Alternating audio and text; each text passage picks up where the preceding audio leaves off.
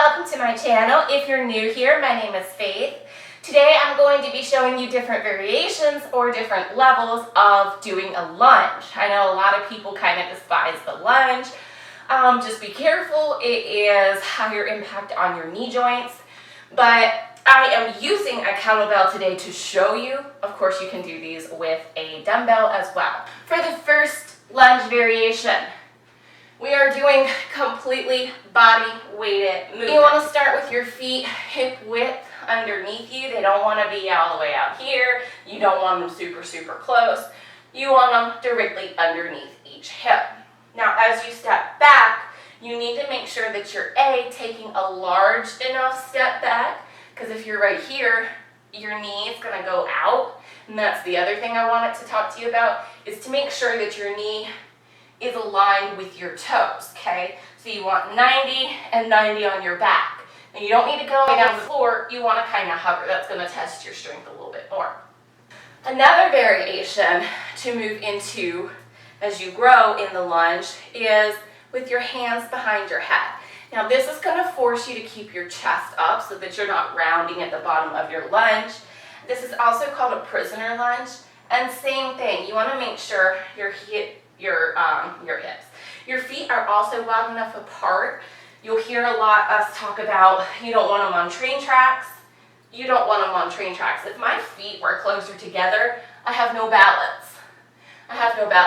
Keeping them a little bit wider helps me to keep my balance. It gives me a firmer foundation. So after the body weight and the prisoner squat, or the prisoner lunges, how can you grow into this workout? Boom, add weight. If you're new to utilizing weights, you can pick up a dumbbell and you can hold it in front of you.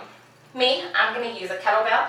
So I'm actually cleaning my kettlebell up, catching it, and then I can utilize this in my lunge. So I do the same exact thing, step back, go down, come up, step up, okay? Now again, as you grow, something else that you can try is a unilateral lunge. So with the kettlebell, what I'm going to do is clean and catch it and keep that in a racked position, and I'm going to lunge. If you're doing a dumbbell, you can just hold it in one hand. It's the same thing. So I'm going to clean my kettlebell up. That is in my racked position. And same thing, I'm stepping back and going down, coming up and stepping up. And then I can switch arms. Just make sure that you keep them even on both sides. Now to level up from there, I know I'm tired. To level up from there, another thing that you could do is an overhead weighted lunge. So I would just press the kettlebell over my head.